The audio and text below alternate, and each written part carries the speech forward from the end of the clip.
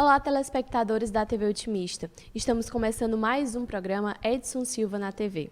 Hoje apresentamos a entrevista com Eulógio Alves, que é presidente da Associação dos Conselheiros, Ex-Conselheiros e Suplentes do Estado do Ceará. Ele vai falar um pouco sobre as eleições que estão próximas a acontecer, dos novos conselheiros, que acontece de 4 em 4 anos, dentre os desafios da profissão. Confere aí. A nossa entrevista de hoje é com o Eulógio Alves de Melo Neto. Ele é presidente da Associação dos Conselheiros e Ex-Conselheiros e Suplentes de Conselheiros Tutelares do Estado do Ceará.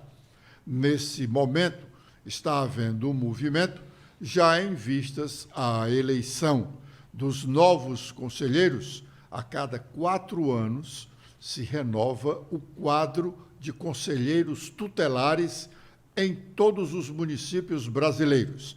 E a eleição é exatamente no primeiro domingo de outubro, um ano antes das eleições municipais. Então, tem um processo de inscrição, de seleção e a eleição propriamente dita. Tudo isso nós vamos saber nessa entrevista aqui com o Eulógio. Eulógio, obrigado pela sua disposição de nos conceder essa entrevista. E eu pergunto, já podemos sentir um ambiente de eleição dos conselheiros tutelares? Olha, eu queria agradecer a oportunidade, Edson, a você pelo convite, né? Sabendo da sua importância como um condutor das melhores notícias para o Estado do Ceará e para o Brasil. E esse momento é importante a gente falar para o seu povo, né, que te acompanha, esse grande momento, como você iniciou. Né? Estamos, sim, num clima, né, amistoso, né, que fala para o processo de escolha que se avizinha agora no próximo mês de outubro, né, onde é o certame da escolha dos conselheiros tutelares de todo o Brasil. Né? Então, a gente fala de Brasil, a gente volta para o estado do Ceará e, especificamente, Fortaleza. Né? Fortaleza está tudo pronto, né, caminhando dentro da sua programação, né, e a maioria dos seus municípios também está tudo sob controle, né, que os conselhos municipais estão repassando para a associação alguns daqueles que a gente consulta. Então, está, sim, um clima favorável, né, muito organizado, né, por todos os municípios que estão aí, deflagraram já o processo de escolha, já dentro das suas inscrições, chamando a sociedade, chamando as pessoas que tiverem interesse em participar do processo de escolha e ser conselheiro tutelar.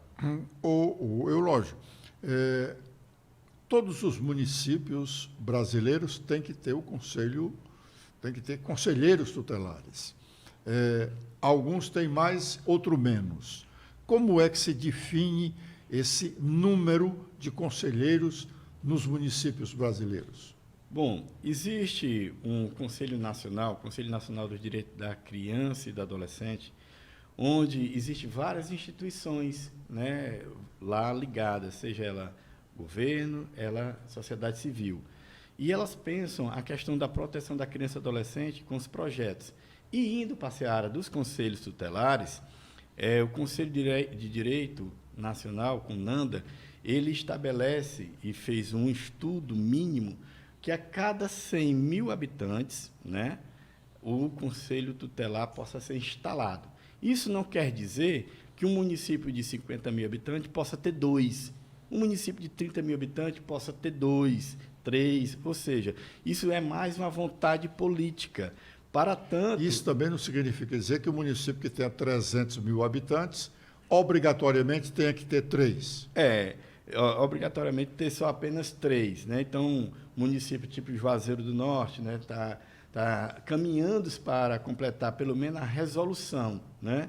Fortaleza vai chegar a um número de 12. Né? O prefeito Sarto já fez a lei municipal, já colocando para o ano seguinte, 2024, complemento de mais 2 conselhos tutelares, fazendo um total... Hoje são 10 Hoje são conselhos... 8. Hoje são 8. Hoje são 8, já funcionando. Né? Esse ano ainda, o prefeito funcionando mais 2. E para o ano que vem... Na eleição de outubro, serão eleitos mais conselheiros correspondente a 10 conselhos. A 12 conselhos. A 12 conselhos. A 12 conselhos, né? É importante dizer isso. Então, nós vamos ter aí um número de 60 vagas, né, para ser conselheiro tutelar em Fortaleza. Isso é muito bom. A Associação dos Conselheiros Tutelares fica muito feliz porque vai atender aquilo que é primordial na Constituição, né, no qual fez a alteração do Estatuto, né, criou o Estatuto, a 227, a Lei Federal, e criou a Lei Federal 8.069, né? E aí criou o próprio Estatuto da Criança e do Adolescente. E o Estatuto diz isso. A criança é prioridade absoluta. Quando um gestor, aí esse é os meus olhos, tá? Quando o gestor faz um aceno, né? Ele mostra para a sociedade, trazendo mais conselheiros, criando mais conselhos tutelares, isso vai gerar muita proteção da criança e do adolescente naquele município. Ô Eulógio, o que é que faz mesmo um conselheiro? Olha, ele está muito definido, Edson, no seu estatuto. O artigo 136 define na íntegra... 136 do ECA, do Estatuto da Criança e Adolescente, define claramente as atribuições dos conselheiros tutelares, né? A proteção de um direito violado de criança e adolescente. E ele acaba que, no seu bojo geral, atendendo as famílias, né? Seja uma vaga da escola, a mãe não consegue, aí vai até o conselho. Então, você está atendendo a família. Então, o órgão ele é tão primordial para a cidadania, para a sociedade, que ele não é só limitado à criança e adolescente, sim toda a família. Bom, nós tivemos, o ECA realmente estabelece a necessidade ou a obrigação de cada município ter o seu conselho tutelar. Mas aí nós tivemos uma alteração que veio da Lei 13.824, que é de 2019, acrescentando mais alguma coisa. Ela dá mais atribuições ao Conselho ou apenas regulou a escolha dos conselheiros? Ela aprimorou, né? Ela trouxe para a atualidade, né, detalhes que é a questão da garantia dos conselheiros tutelares, os direitos dos conselheiros tutelares, ou seja, veio lapidar aquele órgão com mais primazia, com mais direitos e etc. para o órgão. Então, ele acaba que ficou mais fortalecido, né, com o advento da lei. Né, quais são as exigências da lei para que qualquer um de nós possa ser conselheiro? Pronto. Primeiro, você tem que olhar a lei municipal de cada município. O município ele vai estabelecer ensino médio, terceiro grau. Sim, mas tem uma geral, né? Tem uma geral que o ECA diz que você tem que ter o mínimo de 21 anos. 21 né? anos. Tem que ter vida ilibada. Tem que ter unidade moral, tem que morar no município, tem que ter o título naquele município, né? O domicílio eleitoral, ou seja, isso é o básico. Né? Aí os municípios podem acrescentar alguma coisa. Né? Dentro da sua, alterando, ou então acrescentando dentro do ECA itens para que tenha mais conselheiros com qualidade. Amplitude do seu trabalho. Ensino médio, né? Às vezes eles estão pedindo informática, né? O cara ter conhecimento com contrato com a informática, né? Conhecimento em português, conhecimento em outras áreas pertinente a melhorar o atendimento à criança e adolescente. Lógico, isso tem um calendário, né? Até o primeiro domingo de outubro tem um calendário que cumpre aquelas etapas. Nós tivemos a primeira etapa foi a inscrição. Isso. Todas as pessoas que têm mais de 21 anos, é um conceito ilibado, né? Podem se inscrever, moram no município, puderam se inscrever. A gente já tem uma ideia, esse prazo terminou agora na última segunda-feira. A gente já tem uma ideia de quantas pessoas, pelo menos aqui em Fortaleza, ou no estado, se tiver, quais sejam os números de inscritos? Olha, eu queria também fazer um alerta dentro dessa sua pergunta. Aquele que está inscrito no dia de hoje, né, que vai ser apresentado os nomes ainda, né, que estão inscritos no site, ele não teve ainda contato e não entregou a documentação. Certo. Então, aí são ele não se habilitou ainda. Ele apenas fez o site, pagou a taxa de inscrição, né? E aí a comissão vai analisar a documentação, documentação, que ele vai ser chamado para ser entregue, tem dentro da programação, o calendário do certame. Aí ele vai entregar a documentação. É importante dizer que não basta eu só querer, Edson, ser candidato. Eu tenho que ter, no mínimo, aí o edital cobra isso, a experiência com a criança ou adolescente numa instituição.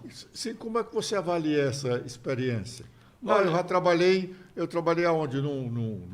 Numa creche? Pois é, assim, esse pois é bem singular, bem popular, para fazer alguns questionamentos. O Estatuto não cobra disso. O Estatuto da Criança e Adolescente não cobra isso. Isso são as leis municipais que estabelecem isso, né, a experiência com criança e adolescente, né? Mas é interessante dizer que eu não posso colocar alguns tipos de profissionais, né, no Conselho Tutelar que não tem a mínima habilidade. O tempo passa rápido, o atuando é muito rápido, né? Então, mas aí, Eulógio, você fez direito, você fez especialização, pô, eu vou trabalhar no direito, certo? Eu tenho que ter o conhecimento para poder ser um operador do direito. O Edson Silva, o médico, e assim, todos os profissionais. Então, eu não posso pegar um simples mecânico e colocar no conselho que ele não tem noção, né, mínima de direitos de criança e adolescente. Não só o mecânico, mas o próprio engenheiro, o próprio advogado, o próprio médico, né? Eu vou até me limitar em citar algumas profissões, né, porque posso até arranhar algum conhecimento à vontade. Eu fiz essa observação exatamente, porque quando você citou o mecânico, alguém pode imaginar, não, mecânico, porque um médico pode ir? Não, o médico pode ir do mesmo jeito que o mecânico pode, qualquer um outro. Mas para isso, pronto, aí vem a nossa correção, ou então o nosso complemento na informação. Esse profissional, sendo não nessa área, especificamente que nós citamos agora, ele pode buscar 2 anos, entrar numa instituição, né, que seja credenciada ao Conselho Municipal dos Direitos da Criança e Adolescente e, com o tempo, conhecer um pouco mais da tratativa de direitos humanos de criança e adolescente e se candidatar. E ele não pode hoje estar aqui, vai ter eleição do Conselho Tutelar, vai ter o certame aí, eu quero participar. Não é assim. Tem que ter a experiência.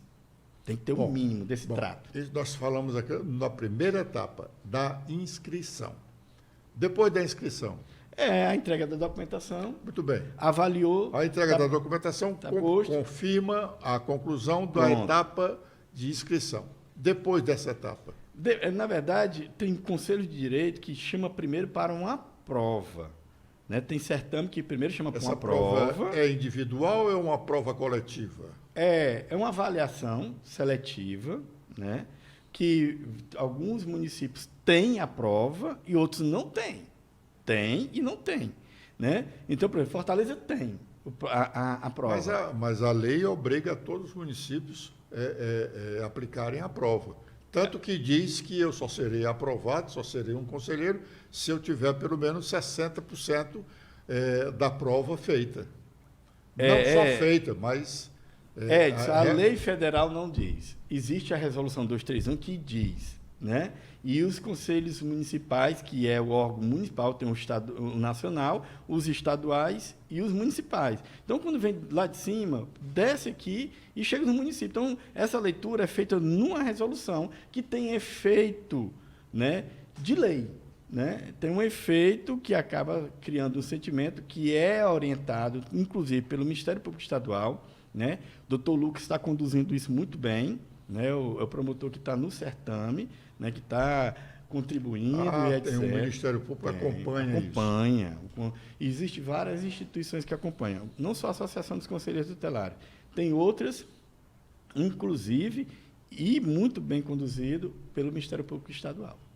Bom, o fulano foi aprovado, nessa prova onde se exige isso, aí vai participar do voto. Né? Vai buscar ali, né, em toda a Fortaleza, vou citar Fortaleza. É uma eleição majoritária, né? É uma eleição, exatamente, que vai ser eleito o mais votado.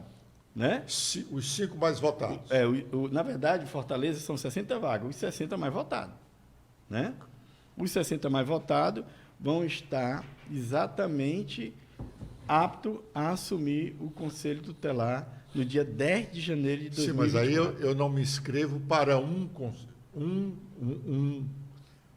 núcleo do Conselho. Eu me inscrevo para o Conselho Tutelar de Fortaleza. Exatamente. Aí, então, eu posso ser designado para um conselho que tem lá no... 12, o 11, o 3, a regional 3. Essa divisão é em relação, no caso da prefeitura, que são 12 agora, naturalmente deve ser por regional. É regional. Então, em Fortaleza, o primeiro mais votado, ele pode escolher, aí está lá no edital, ele escolhe qual regional que ele quiser. Os outros não. Depois dele, por exemplo, se ele escolher o regional 5, o segundo colocado vai para 6, aí vai seguindo. Qual é a garantia que o conselheiro tutelar tem do seu mandato após a aprovação nas urnas? Você fala do...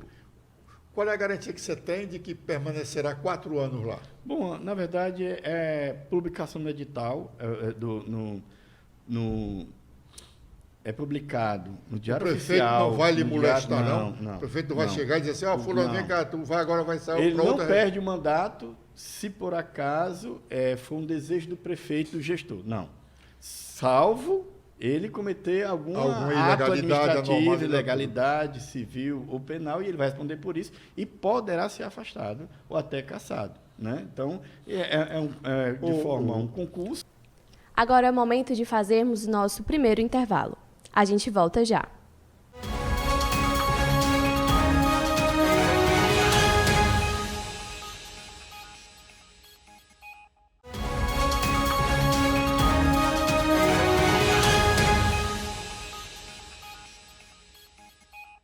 Retomamos do nosso intervalo com a entrevista de Eulógio Alves.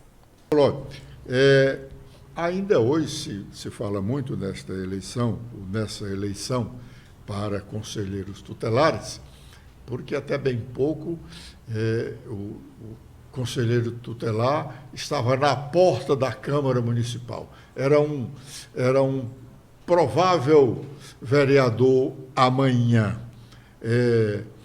Além disso, o que é que estimula a pessoa a querer ser conselheiro tutelar? Olha, Edson, eu vou falar por mim, né? Eu vou falar por mim que eu moro no Conjunto Ceará desde 78, né? Eu fui do Grêmio Estudantil, né? Participei do Grêmio Estudantil na época da juventude, bem no fundamental, hoje, naquela época, o primeiro grau, né? Fui para o Grêmio Estudantil lá. Lá. Era ginasial, você não é da época do ginasial. Ginasial. E aí, Edson, a gente fez uma militância do grupo de jovem, Young Friendship, que tinha lá no Conjunto Ceará e tal, era um movimento que a gente fazia de jovem. Fui para o Conselho Comunitário do Bairro, onde a instituição, inclusive, ainda existe lá no Conjunto Ceará, e fui pegando os espaços. E me lançaram lá no Conjunto Ceará para o Conselho Tutelar. E aí eu fui aprendendo, entendendo, buscando a sensibilidade do órgão e fui para o direito. E aí foi vereador, aí foi ser vereador também, né?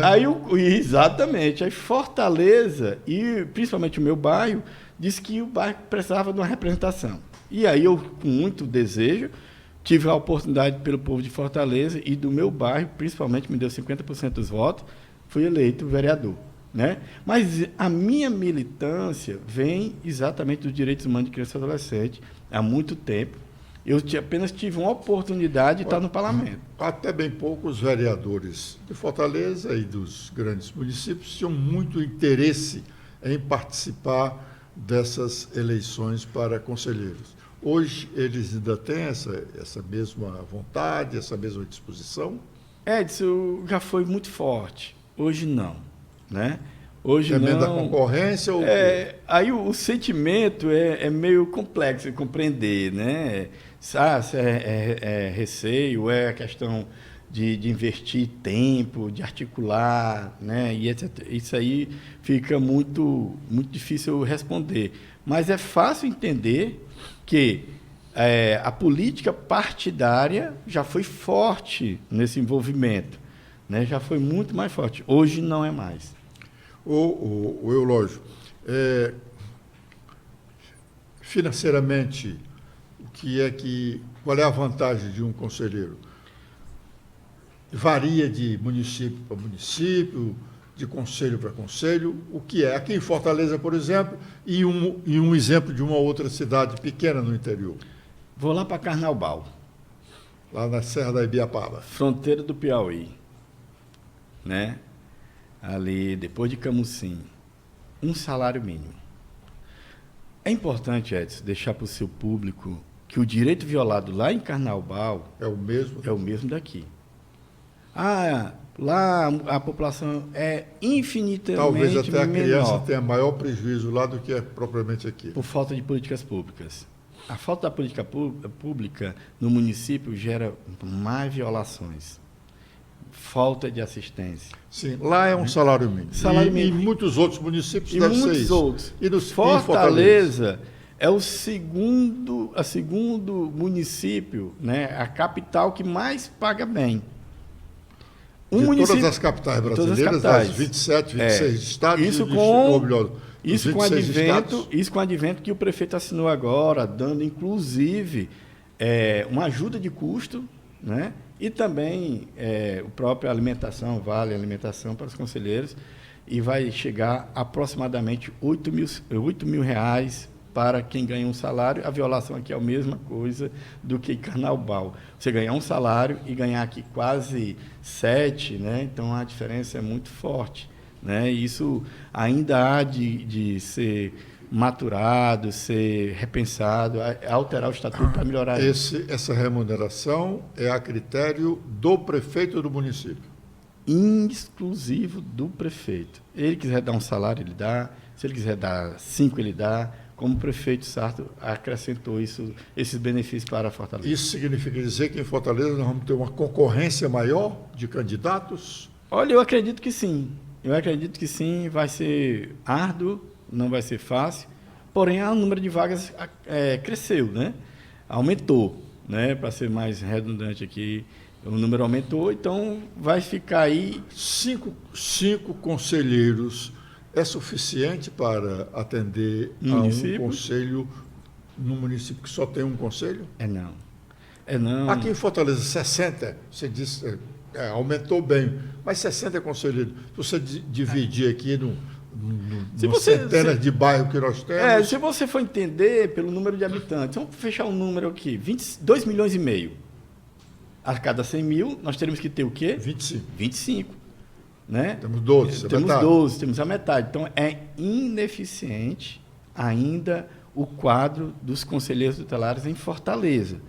E queria dizer mais, Edson, por favor, gestores que estão aí, a nível Estado, olhem para os conselheiros tutelares. Né? Eles estão na ponta, eles estão nas portas das pessoas, tentando garantir esse direito. As famílias prestigiam os conselheiros? Muito, Edson. Porque eu falo isso nas minhas palestras, que o órgão é o conselho tutelar e ninguém entende. A mãe, quando está com o direito violado, ela recorre ao vereador. O vereador não tem poder de lei, como o próprio conselho tutelar tem. Eu estou falando de lei, né? Aí não consegue nada. Vai na secretaria, foi negado. Vai então que foi negado. Aí ela vai no conselho tutelar. E o conselho tem o poder de lei e interage muito bem com o Ministério Público. Qual é o poder? De garantir direitos.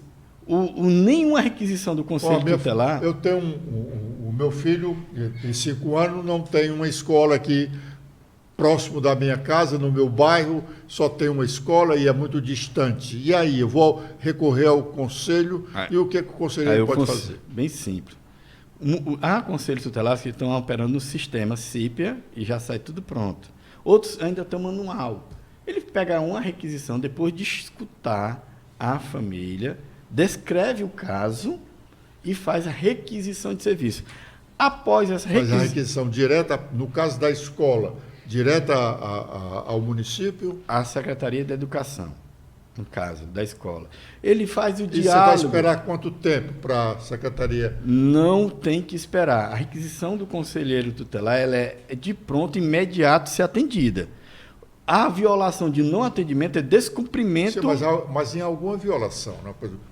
A violação, por exemplo, essa daqui eu citei o exemplo, de não ter a escola... De não ter a escola. A escola não tem a vaga. A escola terá que abrir a vaga. Ela tem que dar o jeito. Imediato? É imediato. e não o fazendo? Aí vamos para os trâmites. Vai para o Aí ela Ministério impediu, artigo 236, ela impediu e embaraçou a ação do Conselho 236 Tutelar. do ECA? Do ECA. Ela embaraçou a ação do Conselheiro Tutelar, está no estatuto. Ele encaminha para onde? Para o Ministério Público. Aí a gestora, aí já sai da direção da escola, a gestora vai responder de forma administrativa se não atender já o direito violado.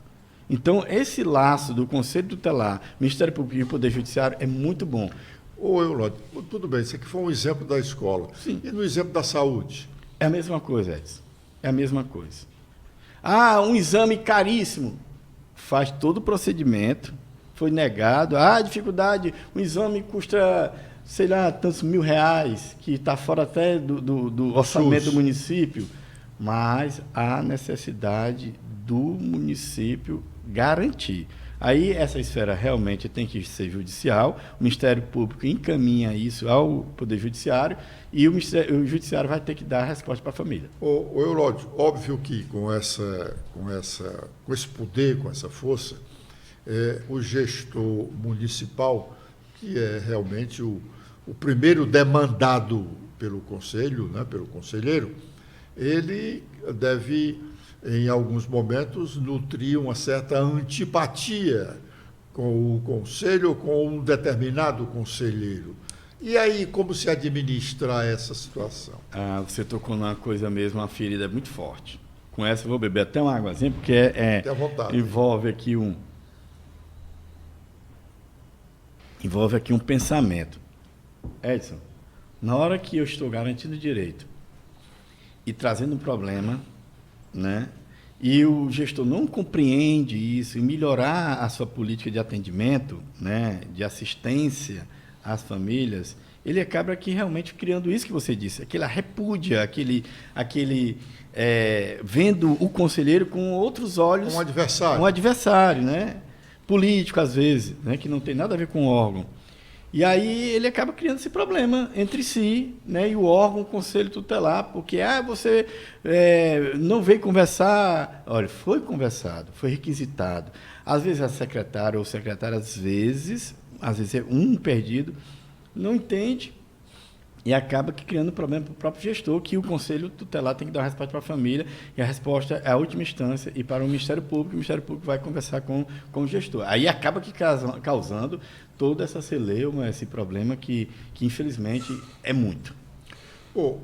Em razão dessas condições que tem o conselheiro, não seria interessante que o próprio, no caso aqui, que você preside essa associação, chamar a atenção para a importância do trabalho do conselheiro? Porque será que todos eles têm a ideia da responsabilidade e da autoridade que ele tem diante dessa realidade? Nós estamos esperando, Edson, esse novo processo. Esse processo vai se deflagrar agora, né, no primeiro domingo de outubro de 2023 e a posse é dia 10 de janeiro de 2024.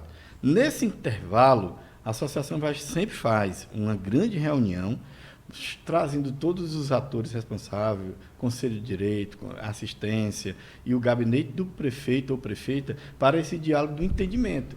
Estamos aqui, vão realmente servir o município, vamos capacitar todos os conselheiros, inclusive nesse intervalo até o final do ano, após os eleitos, né, serem apresentados para a sociedade. Os eleitos assumem logo, né? Os eleitos vão ter ainda uma capacitação para que ele assuma dia 10 de janeiro. 10 de janeiro. 10 de janeiro. Tá? Isso é lei federal, está, né? No estatuto.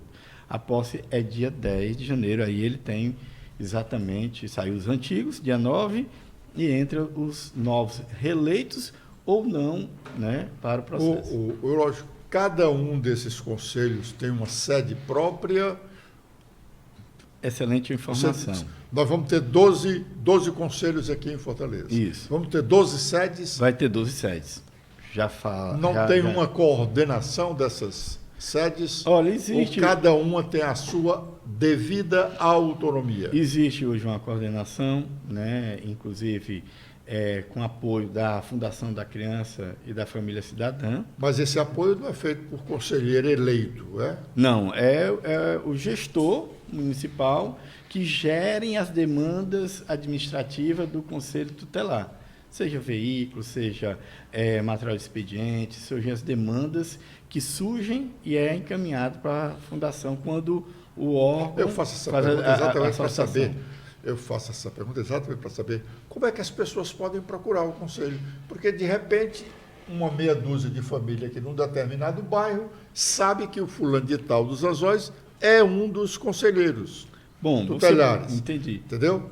Mas não sabe, o restante da população não o conhece, não sabe quem são os outros e não sabe onde fica esse conselho tutelar.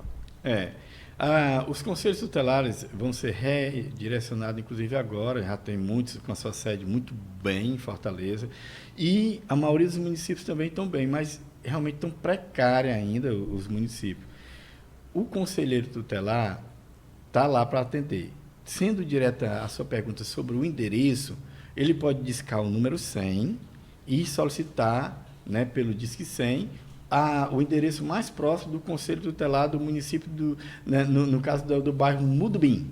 Aí o Conselho Nacional, né, tem lá o comando. O 100 que atende ao Nacional. O 100 é o Nacional. Ou então você liga para a Prefeitura 156 e a Prefeitura de Fortaleza, no caso, vai direcionar você para o conselho mais próximo da sua residência. É assim que funciona quando você não tem a informação do local. Bom, nós citamos um exemplo aqui, em termos de remuneração, de conselheiro lá de Carnaubal, né? Mas se nós formos lá para a Aurora, lá no sul do estado do Ceará, qual é a informação que aqui a associação tem do funcionamento desses conselhos no interior, sobretudo nas pequenas cidades? Bom, nós temos nossos encontros regionais, fizemos já 2 esse ano, né? Fizemos em Iracema, Potiretama, né? Estamos programados para fazer já em Quixeramobim e estamos programados para fazer uma região ali de Itauá, estamos definindo o município. E com essa demanda, a gente sempre tem um link que eles abastecem de informação, como é que está a sede, porque o que mais dói para a gente compreender, né, realmente é doloroso, quando o prefeito ganha eleição, né, ele tira daquela casa ali, porque aquela casa era alugada do adversário dele. Aí eu não vou dar lá o aluguel pro adversário. O amigo dele, o amigo do novo. O amigo do novo, né? Então, aí ele, vou tirar daqui e vou botar aqui. Né? Aí isso atrapalha até o entendimento local. E a gente perde as informações. Isso é corriqueiro acontecer toda vez que tem eleição municipal. É horrível isso. É um desabafo que eu faço para ti, né? Quando o gestor ganha eleição, aquele prédio não é do amigo dele, né? É do adversário, ele tira dali, né? Isso é o que estou falando, tá? Nisso não tem nada concreto, mas a gente estima isso, a gente percebe isso e há relatos disso, né? Vamos para a nossa última pausa.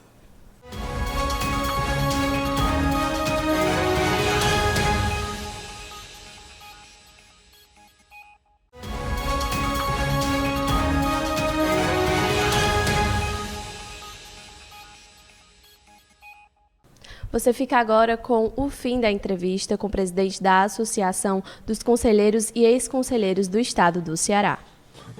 Chato isso. Esse gancho aí, esse prefeito, nós estamos falando hipoteticamente. Né? Esse prefeito que faz isso, ele atrasa a remuneração do conselheiro? Não, porque além de estar estabelecido na lei, ele já está no orçamento, né, do município.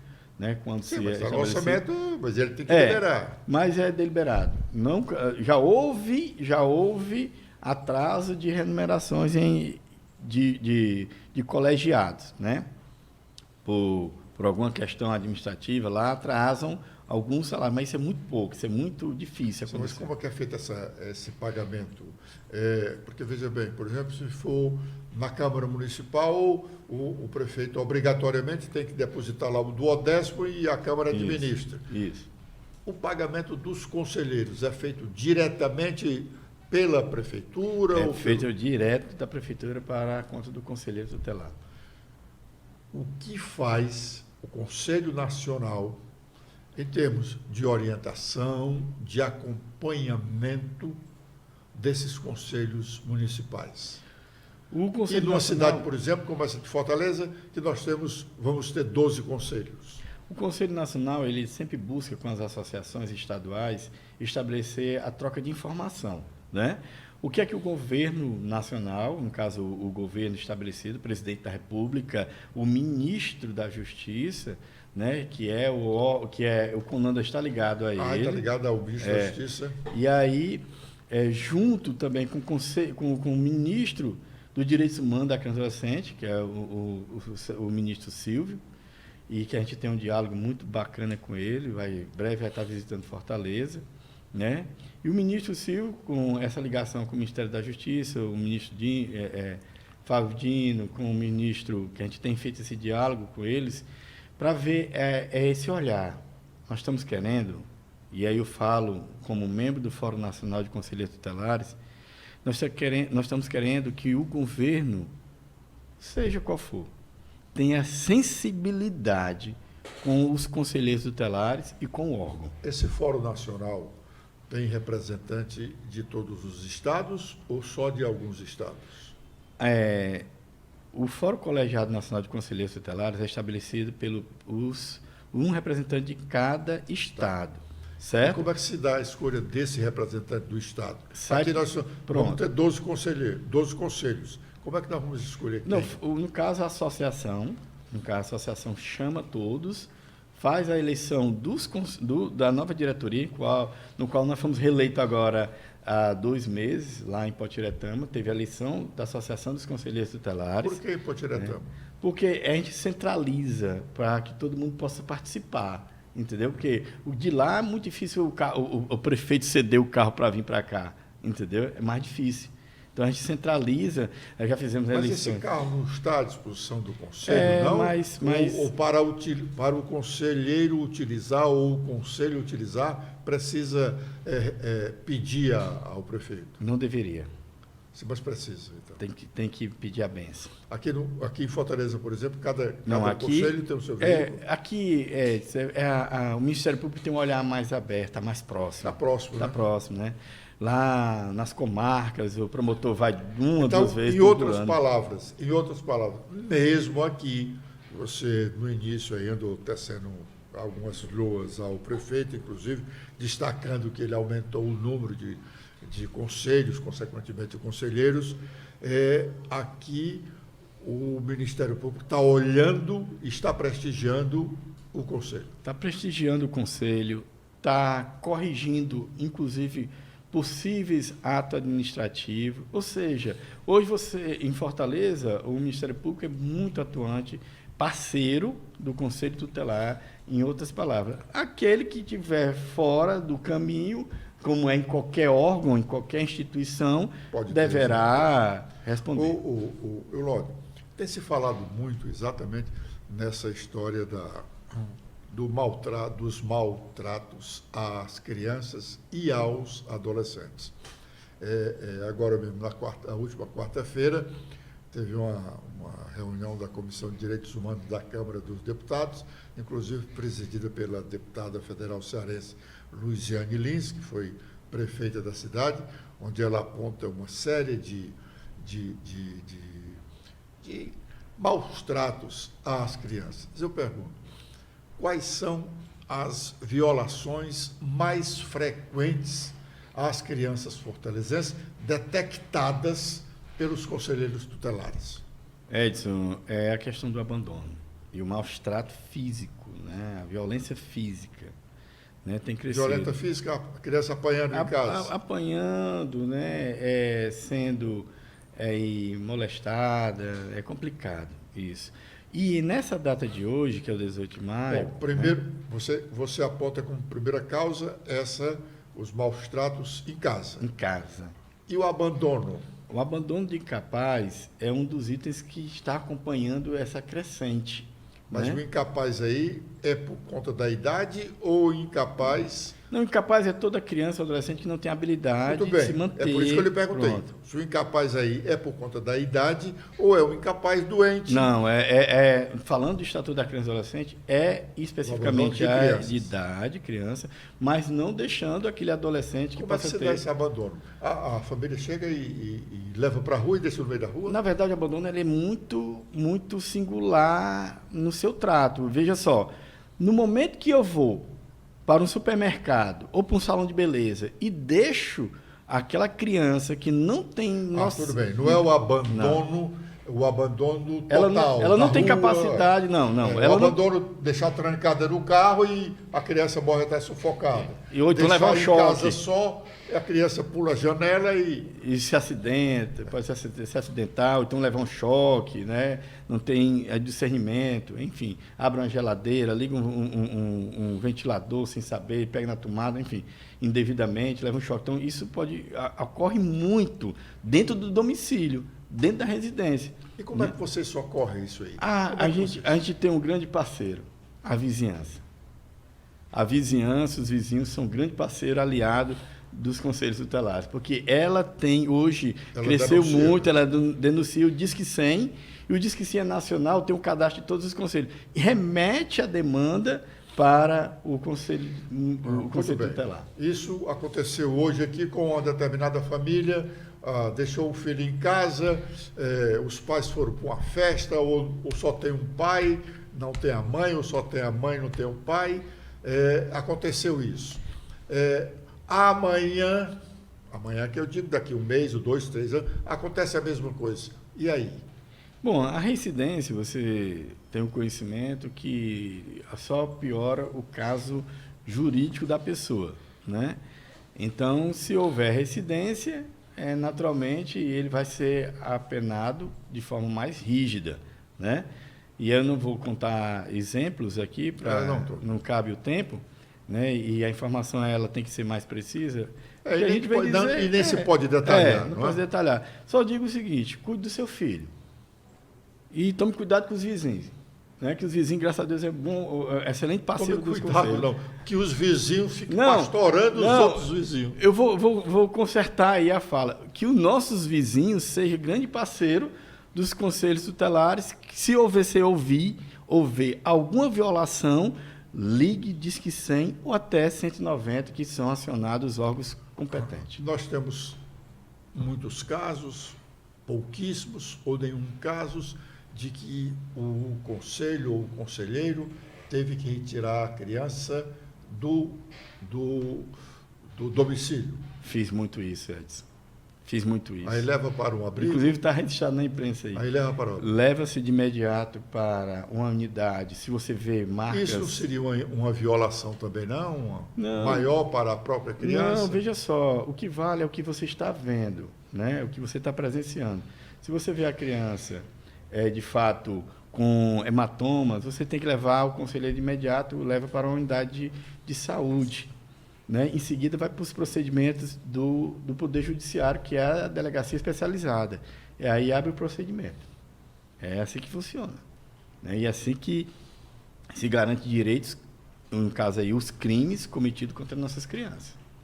Então, a gente alerta que, às vezes, aquilo que você está fazendo é besteira e não é besteira. É uma violação de direitos, é um crime e você pode responder por isso.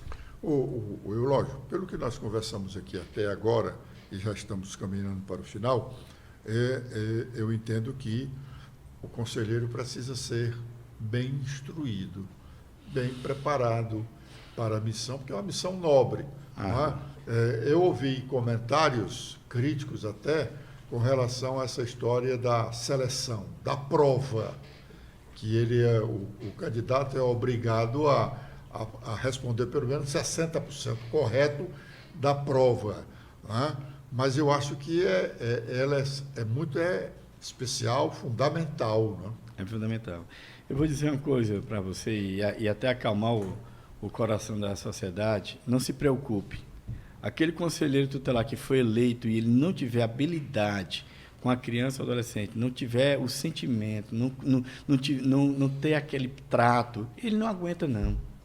Ele sai, ele renuncia, ele não vai para a reeleição, porque não se identificou com a causa. Então, para a gente hoje, que estamos na associação, que a gente acompanha isso há mais de 20 anos, eu fico tranquilo. Pode se inscrever 300. Se você chegar lá, ser eleito, se você não tiver habilidade e trato e seguir o que o Estatuto pede, você não aguenta. Você renuncia com poucos meses. Como é que o Conselho sabe que eu, conselheiro, estou trabalhando? Hoje Porque, de repente, eu posso ficar em casa. Não é bem assim, não. Existe em Fortaleza, existe hoje nos municípios, um controle, né, inclusive, de presença, né, do conselheiro na sede, né, de forma muito sutil, mas existe esse acompanhamento, né, para que o Eu colega tenho que dar o expediente na tem sede. que seguir o expediente conforme a lei municipal. Mas eu posso ir para lá e ler uma revista. Se não aparecer o caso. Se aparecer demanda no conselho, Se você aparecer, tem... pede o outro para ir, não?